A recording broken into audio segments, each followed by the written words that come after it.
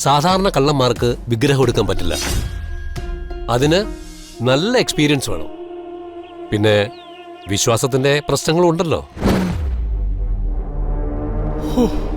ഇത്രയും വർഷം നിത്യപൂജ ചെയ്ത വിഗ്രഹം ഇല്ലേ, അതിന്റെ ശക്തി ഭയങ്കര കൂടുതലായിരിക്കും.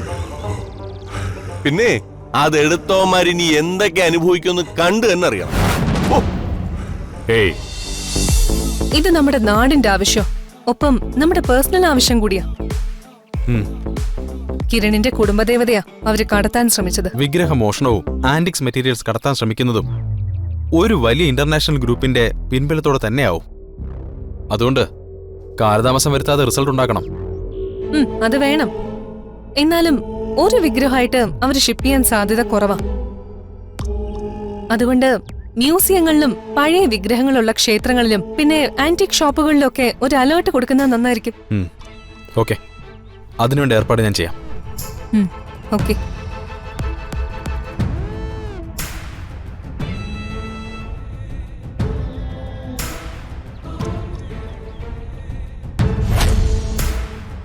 ഹലോ,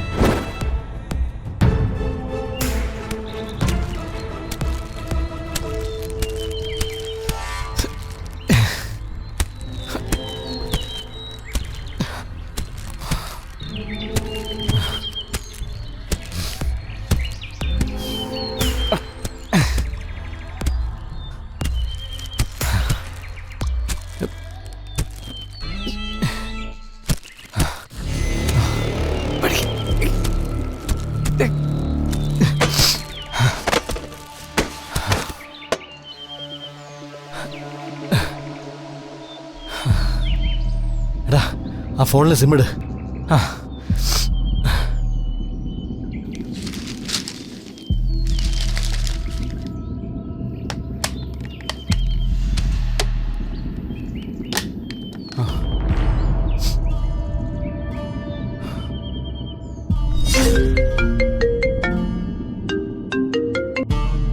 ഹലോ, മേനോ സാറ് പറഞ്ഞിട്ട് വിളിക്കുക. ഒളിച്ചു കഴിയാനുള്ള സ്ഥലം സാർ അറേഞ്ച് ചെയ്യുമെന്നാ മേനോ സാറ് പറഞ്ഞത്. മനസ്സിലായി. നിങ്ങൾക്ക് വേണ്ട സ്ഥലം സെറ്റ് ചെയ്തിട്ട് ഞാൻ തിരിച്ചു വിളിക്കാം. തിരിച്ചു വിളിച്ചാൽ ഈ നമ്പറിൽ കിട്ടുമല്ലോ അല്ലേ? കിട്ടും സാർ. പക്ഷേ ഒന്ന് പെട്ടെന്ന് വേണം. ഇവിടെ ഇരിക്കുന്നത് റിസ്കാ. ശരി, ഓക്കെ. ഞാൻ എത്രയും പെട്ടെന്ന് സെറ്റ് ചെയ്തിട്ട് വിളിക്കാം. ശരി സാറേ. ശരി, വിളിക്കാന്ന് പറഞ്ഞിട്ടുണ്ട്.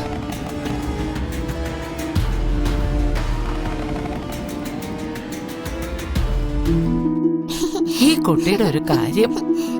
കഴിക്കും മോളെ. മുത്തശ്ശി എങ്ങനെ ഓടിക്കല്ലേ മോളെ? രാവിലെ തൊട്ട് ഒന്നും കഴിച്ചിട്ടില്ലല്ലോ. ദേ ഇങ്ങനെ ഓടല്ലേ കുട്ടി. മോളെ എന്തത്? ദേ നല്ല കുട്ടിയല്ലേ, മുത്തശ്ശിയല്ലേ തരുന്നത്. മുത്തശ്ശിക്ക് കാല് വയ്യാന്ന് മോൾക്ക് അറിയുന്നല്ലേ. മുത്തശ്ശി എങ്ങനെ ഇട്ടോ ഓടിക്കല്ലേ. നിക്ക ഇവിടെ. എന്താ മോളെ ഇങ്ങനെ? ഓ ഈ കുട്ടിയുടെ ഒരു കാര്യം.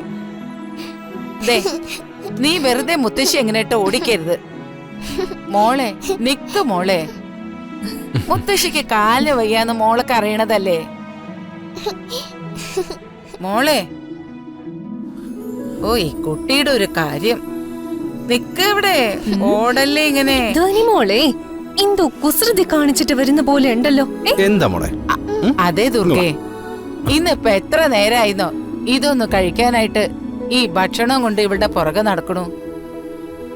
ഇവളാണെങ്കിൽ എന്റെ അടുത്ത് വരാതെ ഈ വീട് മുഴുവൻ എന്നെ നടത്തിച്ചു. കഷ്ടം തന്നെ. അയ്യോ, അതെന്താ അങ്ങനെ? മുത്തശ്ശിയെ അങ്ങനെ കഷ്ടപ്പെടുത്താവോ? മോള് മിടിക്കായിട്ട് ആഹാരം കഴിക്കണ്ടേ?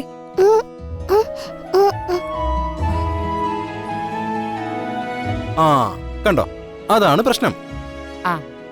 മോൾക്ക് ടേസ്റ്റ് ഇഷ്ടായില്ല, അതാ കഴിക്കാത്തെ അല്ലേ? അതിനിത് നല്ല സ്വാദുള്ളതാണല്ലോ. ഇവള് വെറുതെ വാശി പിടിക്കുന്നതാണെന്നേ. അതിങ്ങി തന്നേക്ക്, ഞാൻ കൊടുക്കാം മോൾക്ക്. അത് നന്നായി. അതുകൊണ്ട് തൽക്കാലം ഞാൻ രക്ഷപ്പെട്ടൂലോ. മോളെ നീ സൂക്ഷിച്ചോളണം. ഇവള് കഴിക്കാതിരിക്കാൻ പല അടവുകൾ എടുക്കും. അതൊക്കെ ഞാൻ മാനേജ് ചെയ്തോളാം. നടക്കട്ടെ നടക്കട്ടെ. ഉം. നിങ്ങളായി ഇനി നിങ്ങളായിക്കോ അംഗം. ഉം. ഉം. ധ്വനി മോളെ വാ നമുക്കിത് കഴിക്കാം.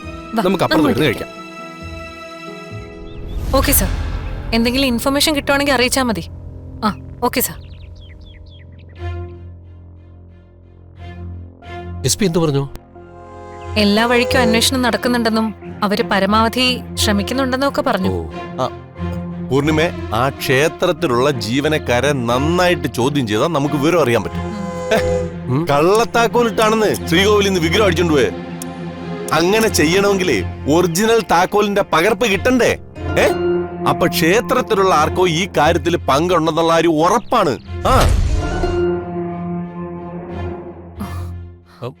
അങ്ങനെ ഉറപ്പിച്ച് പറയാനൊന്നും പറ്റില്ല. പഴയ രീതിയിലുള്ള പൂട്ടല്ലേ, അതിന്റെ താക്കോലൊക്കെ ഉണ്ടാക്കാൻ അറിയാവുന്ന ആൾക്കാർ ഉറപ്പായിട്ടും ഉണ്ടാവും. പോലീസ് എന്തായാലും അവന്മാരെ പിടിക്കുന്നുള്ള കാര്യം ഉറപ്പാ ചെറിയിച്ച. ഉം, അപ്പ അറിയാം ആരൊക്കെയാ തെറ്റേതെന്ന്. ഉം. വിഗ്രഹം മോഷ്ടിക്കുന്നവരെ കുറിച്ച് പോലീസുകാർക്ക് അറിവുണ്ടാവും. സാധാരണ കള്ളന്മാർക്ക് വിഗ്രഹം എടുക്കാൻ പറ്റില്ല. അതിന് നല്ല എക്സ്പീരിയൻസ് വേണം. പിന്നെ വിശ്വാസത്തിന്റെ പ്രശ്നങ്ങളും ഉണ്ടല്ലോ. ഇത്രയും വർഷം നിത്യപൂജ ചെയ്ത വിഗ്രഹം ഇല്ലേ, അതിന്റെ ശക്തി ഭയങ്കര കൂടുതലായിരിക്കും. പിന്നെ അതെടുത്തോമാരിനി എന്തൊക്കെ അനുഭവിക്കുമെന്ന് കണ്ടു തന്നെ അറിയണം. ഏയ് അങ്ങനെയൊക്കെ ഉണ്ടോ? ഉണ്ടോന്നോ? ഉറപ്പായോ ഉണ്ട്. എത്രയോ മനുഷ്യരുടെ വിശ്വാസത്തിന്മേലെ അവര് കൈവച്ചത്. ദൈവമേ, അതിന്റെ ദോഷം അവരെ തലമുറകളോളം പിന്തുടരും. ഏയ് അതൊക്കെ നമ്മള് ചുമ്മാ പറയുന്നതല്ലേ. എനിക്ക് തോന്നുന്നില്ല അതിലൊക്കെ സത്യമുണ്ടെന്ന്. ഈ പ്രായത്തിൽ അങ്ങനെയൊക്കെ തോന്നും. അനുഭവങ്ങൾ വരുമ്പോ കാഴ്ചപ്പാട് മാറും. പിന്നെ നിനക്ക് ജീവിതത്തിൽ കഷ്ടപ്പാടുകളും ബുദ്ധിമുട്ടുകളും അനുഭവിക്കേണ്ടി വന്നിട്ടില്ലല്ലോ. എല്ലാം സമയാസമയത്ത് നിനക്ക് കിട്ടിക്കൊണ്ടിരിക്കുന്നു. പക്ഷെ പൃഥ്വി, ഒരു മനുഷ്യന്റെ ജീവിതത്തിൽ പണം മാത്രമല്ല വലിയ കാര്യം. അതിൽ മറ്റു പലതിന്റെയും സ്ഥാനം തിരിച്ചറിയുന്ന അവസരങ്ങളുണ്ടാവും. അത് നീ മനസ്സിലാക്കണം. നമുക്ക് നിയന്ത്രിക്കാൻ പറ്റാത്ത പല കാര്യങ്ങളും ജീവിതത്തിൽ വരും. അന്ന് നമ്മൾ ഈശ്വരനെ കുറിച്ച് ചിന്തിക്കും, വിശ്വസിക്കാനും തുടങ്ങും. അങ്ങനെ ആയിരക്കണക്കിന് ആളുകൾ വിശ്വസിക്കുന്ന ഒരു ഈശ്വരന്റെ രൂപത്തെയാ കള്ളന്മാര് കൊണ്ടുപോയത്.